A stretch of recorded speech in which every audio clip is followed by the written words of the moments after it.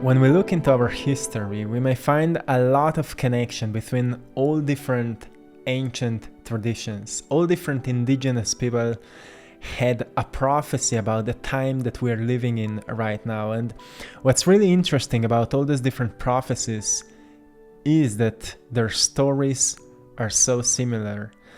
And all the stories are talking about a huge transition that the planet will go through. And if people will not be connected and in tune with what is happening, they may experience a huge disturbance, and it may have huge consequences. So we'll be talking a little bit about Native American prophecy, Hindu prophecy. The Book of Revelation was talking about this, and Mayans people were talking about this.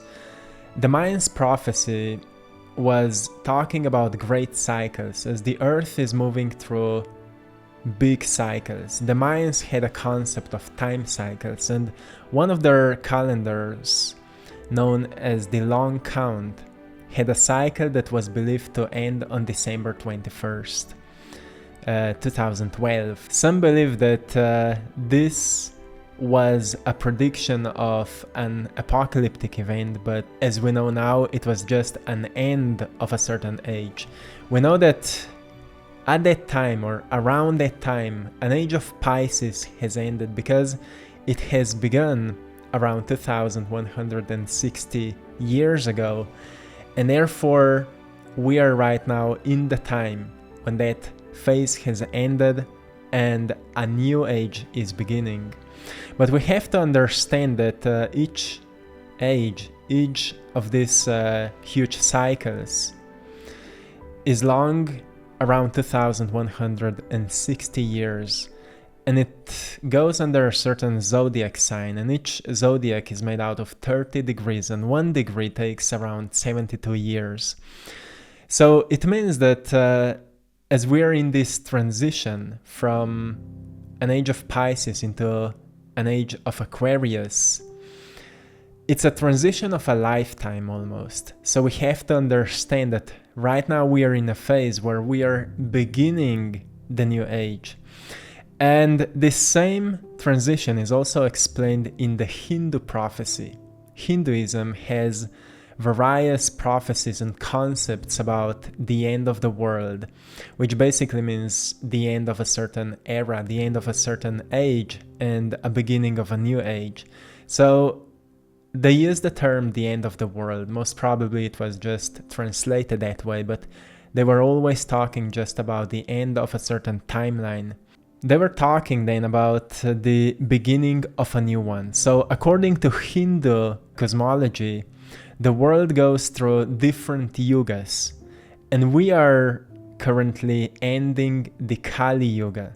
Kali Yuga is age of darkness, ignorance, and moral decline. It is believed to be a time of greed and spiritual degradation. The Kali Yuga is also known as a time of a lack of virtue and disconnection from spiritual values.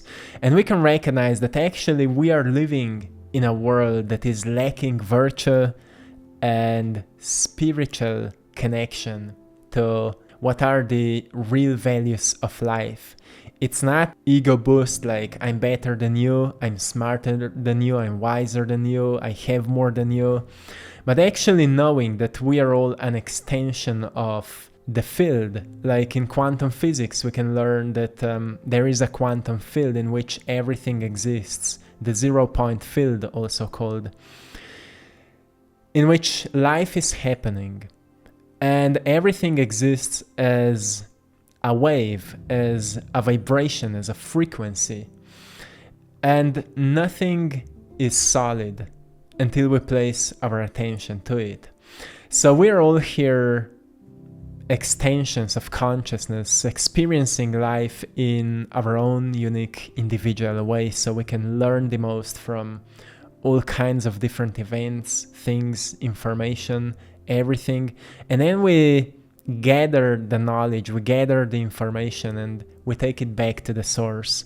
So once we understand this complexity of life, where we begin to notice that actually we are all connected here, actually we are all on the same mission to learn, to grow, to evolve, to ascend, we embody certain spiritual virtues. Few examples of spiritual virtues are ability to surrender, ability to let go, integrity, being true to what you say that you will do, being true to things that are right, joyfulness, being able to enjoy your life, wisdom, right? Learning from the past, learning from mistakes, learning from wrongdoings, generosity, a great virtue of being patient, honesty, gratitude, forgiveness, compassion, love. Those are all virtues we are kind of working to strive towards. Sure, we are maybe still far away from mastering them, but those are the steps that can take us into the new age. So in Hindu prophecies, we are in transition right now between Kali Yuga that has ended and Satya Yuga, that is the first and most ideal age. So they had 4 ages, and once the last one is ending or has ended, the first one will begin once again. And the first one is the most ideal age, characterized by virtue, by righteousness, truth, and spiritual enlightenment. It's considered as the golden age, where humanity is in harmony with the divine and nature. So this is where we are going. But as many people think that it will just happen, it will not just happen. Only we can make it happen. That's what we can learn in the book of Revelation, for example. The book of Revelation, found in the New Testament of the Bible, contains apocalyptic visions and prophecies about the end of the world, again, the end of a certain age, a certain period. It describes the return of Christ, the final judgment, and the ultimate victory of good over evil. But many people have misunderstood this concept because it was explained as that Jesus will come back. But actually, if we look deeply into it, we recognize that the Christ will come back. And Christ is not an individual person. It's a state of consciousness. It's an awakened awareness of the truth of life. And when it comes to Christ consciousness, it comes back to the spiritual virtues. We can find it from many great teachers. Even Buddha was talking about compassion and love, selflessness, higher consciousness, unity and oneness, liberation from suffering. Those are all states in which an individual can enter through inner transformation, inner healing, inner self-awakening, awakening of the senses, which doesn't mean the letting go of the ego, but the expansion of consciousness within the ego, because the word ego means self. So we start expanding this awareness of the self. And within the awareness of the self, we start detaching from destructive beliefs, destructive stories we've heard about ourselves. And for that, we need to go through a deep introspection. We need to go through a process of healing. And in the book of Revelation, this process is actually explained if we translate it into the language of our time. And I will talk about this. But we can recognize that all these different traditions were talking about importance of certain virtues. Even Greek philosophers were talking about the same virtues. We can find it in any tradition. And the importance of it is really, really huge, because we've been so destructive towards ourselves, towards people around us, towards this planet, towards this universe, that truly the only way to overcome that is to firstly overcome our need to be like we were until now, and to become better in this, right? To embody the righteousness, the real essence of life. And I think that is something really powerful we can strive towards. Those are all processes that an individual needs to go through in order to fully awaken. And we can just say that we are all students here working on studying the subjects and studying ourselves and diving within our own worlds and healing the past and letting go of false attachments and embodying the virtues that can help us to be more intelligent, be wiser, and be more grounded in truth. So in Book of Revelation, there were few stages. The first one was the 7 seals. The opening of the 7 seals represents a series of events leading to the final judgment and the end of the world. Which, what I believe that it basically means is that this is the phase where we've been led to choose, to make better choices and collectively heal the past to make a new future. Where it says 7 seals represents a series of events leading to the final judgment and the end of the world, I think it just tells us that we'll be presented with opportunities to choose, and the quality of the choice depends on the quality of our understanding what can be best for all, what can be best for the collective and for us as individuals.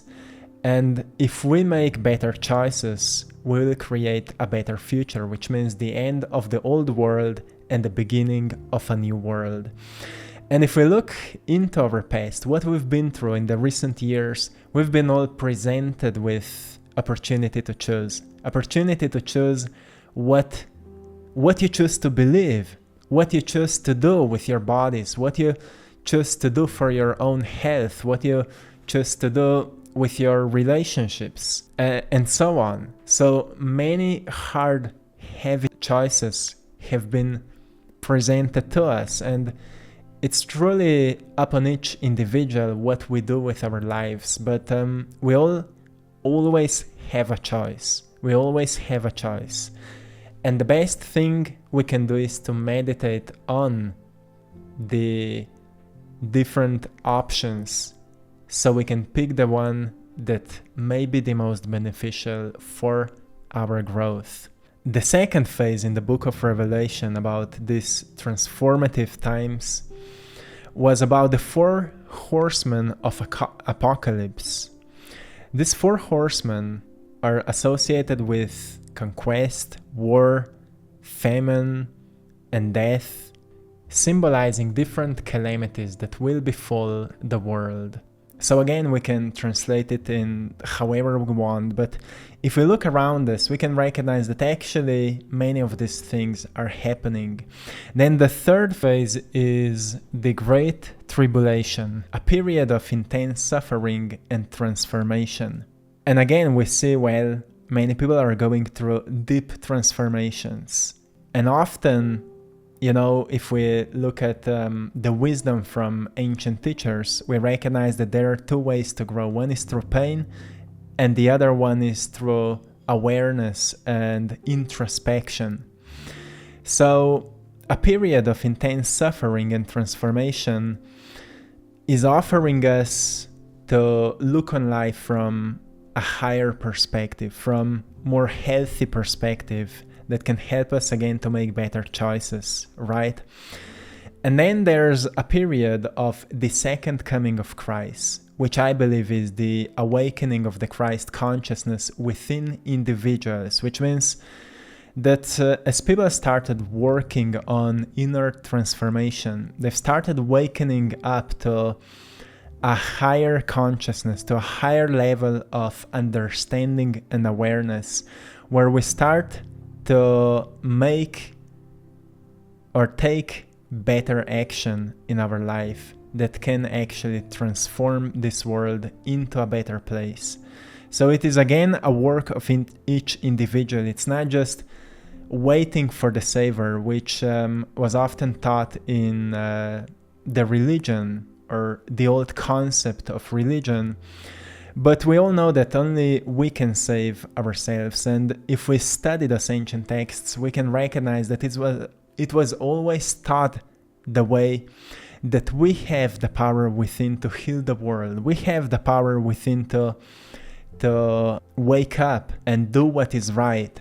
It is our own power. The next phase was the final judgment. The dead are raised and all people are judged according to their deeds. And this one is again really complicated, but if we translate it the way that we can understand it in the language of this time, can be that a great awakening has occurred and people went through inner transformation. People went through healing of the past wounds and embracing their authenticity fully. This is how I look at it, and I want to explain you why do I think that way. Because when there says that the dead are raised and all people are judged according to their deeds, well, if we look into any ancient text, we recognize that they were always talking that God is within you, that this divine intelligence lives within you. So from my personal experiences, when we start going within and we start looking at our past objectively, from a sense we are judging ourselves. We are judging what we've done and what was done unto us. And from those final judgments, we can then decide what will we do with those lessons. And if God is within you, it means that actually you are your own judge. Actually, you are going through that process and everything is happening within you. And to everyone who's going through it will go through a phase of transformation. That is my understanding. As it said, the dead are arised, which means people who were asleep has waken up. And as we start waking up, we start gaining a deeper awareness of pattern recognition. We start to recognize what is causing pain within our hearts. We recognize we've been through traumas. We recognize we've been hurt. We've been exposed to wrongdoings and things like that. And then the process of transformation is internal healing, internal acknowledgement of what we've been through, and opportunities to heal, which is a long process. Again, maybe a process of a lifetime. That's why I'm saying we are the beginners of a new age, if we will act consciously upon it, right?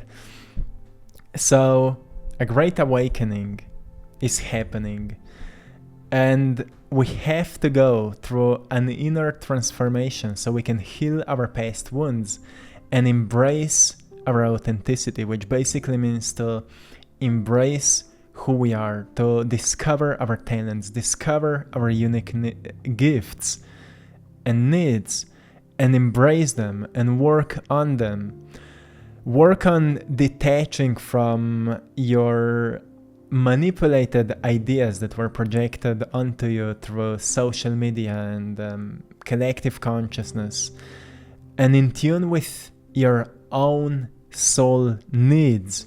Like, what is the thing that you need right now on your soul level? And this is something that requires a deep introspection, a meditation, a work on quietness and connection with same-minded people, so you can recognize the similarity between our paths. Like, as we are all moving through this journey of healing and awakening, there's a lot of similarity between all of our unique journeys.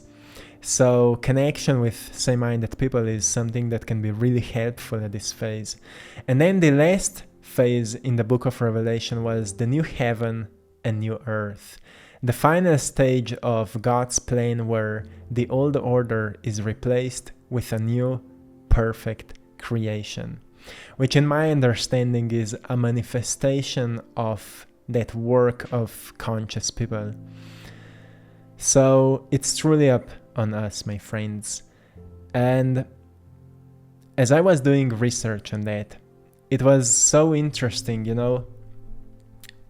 how much we've been deceived through religion and through different media and different ideas to way that something may save us, or to just hope and wish that something will change, while for all the time the power was always within us, and our job is to discover it and to work with it and to connect with people who are already doing that and to learn from those who are already really good at it, but not to look at those people as they are better or more important or whatever, but just to see a potential that they've discovered, but still look at yourself as a unique individual who's on your own journey, finding your own unique gifts. Stop comparing yourself with others, because we can learn from the past that as long as we are competing, we are acting destructively. Once we start noticing that we're all here brothers and sisters, we start to work more constructively. And we can all learn what happens when people come together with a unified intention that may be good for all. We recognize that people can do wonders. People can really, really create big things in a really short time. And I believe that we can do that. I believe into that. So, my friends, I hope you found something valuable in today's video. I'm sending you lots of love, blessings, and power. And till next time, I hope you've enjoyed in today's painting. If you would like to support my art, you can find prints in our Etsy shop, AttractPassion. Go there and check it out. Till next time, one love.